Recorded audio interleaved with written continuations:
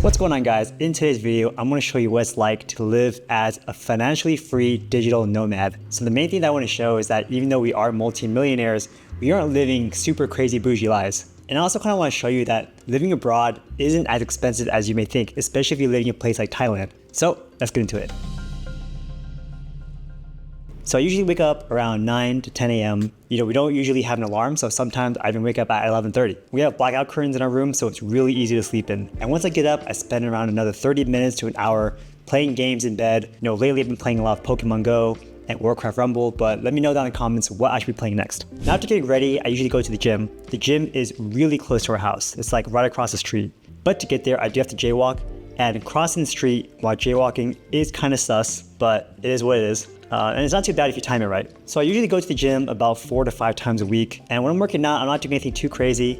I'm not trying to get super crazy gains. And I don't even write down my workout routine. I usually do 8 exercises and 3 sets with 10 reps each for each exercise I do. And I'm usually doing the same exercise anyway. It's mostly like a maintaining step at this point. Like in my life, I just want to maintain my look and not necessarily get super shredded or ripped. And it does take about 45 minutes to about an hour to get through my workout routine. But to be honest, a lot of the time it is just me sitting down, looking at my phone, watching some YouTube videos or watching some Netflix, maybe even playing some video games. So it's not super efficient either. Now the gym membership is pretty affordable. I spent around 1,200 baht a month for that. So that's around $30. And the cool thing is Chiang Mai is a very digital nomad, prevalent place. So people don't usually have, gym memberships that require startup fees or cancellation fees. They know that people are very transient, so I just pay for my months and that's it. So after my workout, I go back to the apartment and then I create a creatine shake for myself, and I make it by mixing powder with hot water because hot water helps it mix faster and I don't have a shaker. And then after mixing it, I add some room temperature water to cool the solution faster. But I haven't figured this out. Is it better to pour the hot water and let it sit for a little bit before pouring in the room temperature water? Or is it better to pour the hot water and then pour in the room temperature water and then let that whole solution cool down first? What is a faster way to cool down this mixture of hot water? Let me know if you guys have the answer down in the comments below. So this is our apartment in Chiang Mai. It's a 1-bedroom, 1-bathroom unit with kitchen and a small living room. And honestly, it's pretty nice for what it is.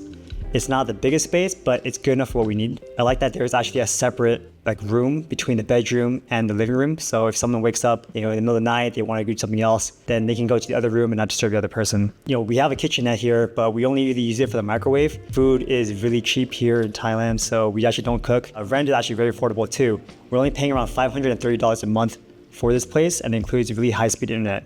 We do pay some utilities on top of that, but it's really not that bad. Maybe another $30 for the electricity and the water.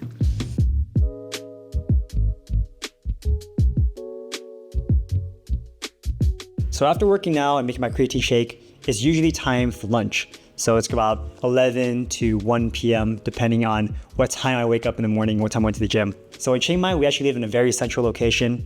A lot of things are walkable from our apartment, so we usually just walk to lunch. And public transportation here is virtually non-existent, so if you do want to go anywhere further, we do call it Bolt. Bolts are basically Ubers, but here in Thailand, and they're very, very affordable. It's $2 to $3 every time you want to take a ride somewhere. But for the most part, we do walk around, get lunch, and it is hot. So right now it's January, but we're still wearing short sleeve shirts. I sweat walking outside. It's very, very insane because usually in California or in Texas, it's really cold. You're wearing multiple layers, or it's raining or snowing even. So for me to walk outside, I actually do carry an umbrella with me because the umbrella helps protect from the UV rays.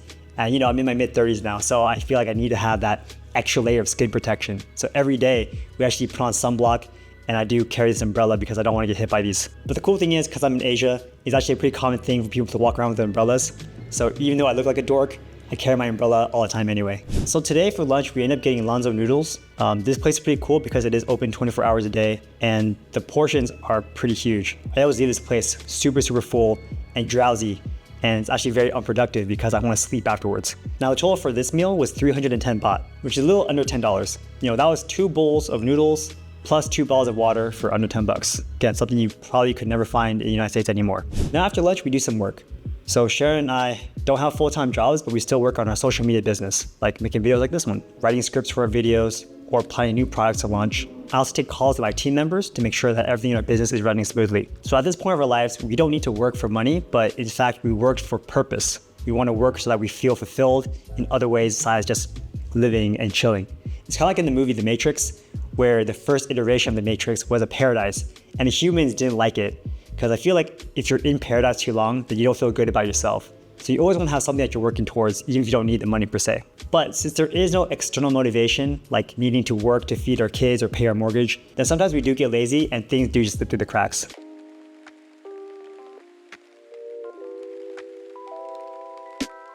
Now we also have a co-working space where we have a membership for, but lately we've been going to a lot of cafes, and our membership for the co-working space was super affordable. We got it at a really good rate, and we were paying under $40 a month to be here, which is virtually unheard of anywhere around the world. So this gave us access to all the spaces, plus other events, and this place is pretty huge. It's like 5 stories.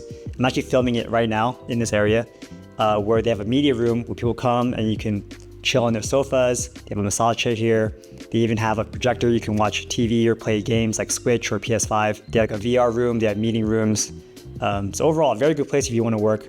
Just the only downside is it is a little bit further away from the main area. So to get here, we do usually take a Bolt to get here. And then nighttime, we do walk back. But lately, going to a cafe has been more chill since we can just walk there, since it's just around the corner from our apartment. And then we buy like a $2 or $3 drink and we stay there for the whole day. Pretty much everywhere in Chiang Mai has really good internet, so we're able to work virtually anywhere. The cafe we went to this time though was pretty crowded and it was on the main street, so I didn't like that too much. I prefer cafes with less people inside and more space. So I probably wouldn't go back to this cafe per se. So we typically work, between 5, maybe 6 hours, depending on how early we start the day. But usually at around 5 to 6 p.m., we usually stop to go for dinner. So when we go to dinner, we usually go to the Maya Mall, which is a giant mall on the corner of where we live. And it has all the modern conveniences that you expect from a mall. Now it's funny because when Sharon was telling me that she would go to the mall every single day in Chiang Mai, I always assumed it was some like really crappy place. But then I went here in person and I was really shocked. I thought it was like a super nice mall, very clean, very bright, architecture is beautiful, and has everything you want, just at a very low price. And just so happened that today, we were going to meet up with a friend, but she was running a little bit late, so we decided to get a pretzel to hold us over for that hour. And we get aunties here all the time. Pretzels here are super cheap. It's like 35 baht for a regular one and 45 baht for an almond one, which is like $1 for each one, which is insane because in the States, that same pretzel will go for $5.50. And every day we come to the mall, we play some more Pokemon Go. Now there's a very big Pokemon Go community here in Chiang Mai, and the community leader actually dropped a ton of gyms and Pokestops at the specific mall. So it's like the go-to place if you want to do your raids or just hang out for the day. We've been playing this game pretty hard since December, and we've been having a blast. And having a place like Maya really helped us level up because we got so many resources just from being there. And on today's raid, I actually got a shiny Dialga, which is really cool.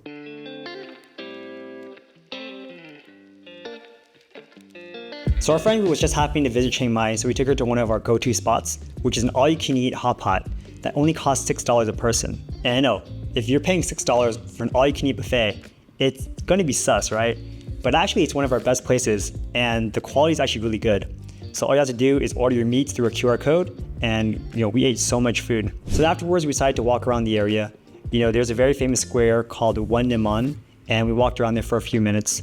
So in One Nimon, they usually have events almost every single weekend, and they have live performances and night market stalls. So it's a great place to take someone and just hang out. Now, nothing was going on tonight, so we just walked around and checked out some of the clothes and some of the little trinkets that the vendors were selling. But afterwards, I did want some dessert, so I went to a place called Mont where they serve toast. So toast may sound really boring, but this place is really good. See, first they toast the bread, they add some butter on it, then they add the spread, whether it's jam, peanut butter, or whatever. So for me, I was craving a peanut butter and jelly sandwich, so I ordered 1 toast of peanut butter and 1 toast of jelly, and I also got a glass of cold milk, and it was so delicious. Like, their milk content must have a lot of fat in it because it was really good. I can't even describe how good it was. Now, the whole thing cost me 125 baht, which is about $4. So again, not too bad. And I ate the whole thing because Sharon and her friend didn't want even a single bite.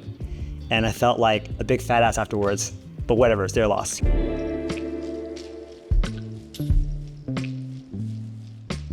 So then at night we usually go home, and then Sharon and I would watch Netflix and play some more games in bed, or even card games like solitaire just to wind down. Then we go to sleep and wake up before doing it all over again. So as you can see from our day, we aren't usually doing anything too crazy. There are days where we do some more exotic things like going to a night safari, or petting tigers, or hanging out with snakes. But generally speaking, our days are pretty plain. Now that said, we are super thankful that we don't have to wake up every day to an alarm and drag ourselves to a job that we hate. We work for ourselves now, and we only do the work that we care about. And honestly, that's what financial freedom is all about. Being able to do what you want, when you want to do it, and who you want to do it with. So for me, I think that as long as I can get some good sleep, I can eat some good food, I work out, I do a little bit of work, and if I can hang out with some friends, then that's a successful day for me. So that's what a day in my life looks like. Was it what you expected, or do you expect me to do something even crazier? Let me know down in the comments below what your day would look like if you were financially free and you didn't have to go to work every day. If you guys like this video and you want to learn how to become financially free yourselves, then definitely check out this video to learn how to get started. Thanks for watching, and I'll see you next time. Take care.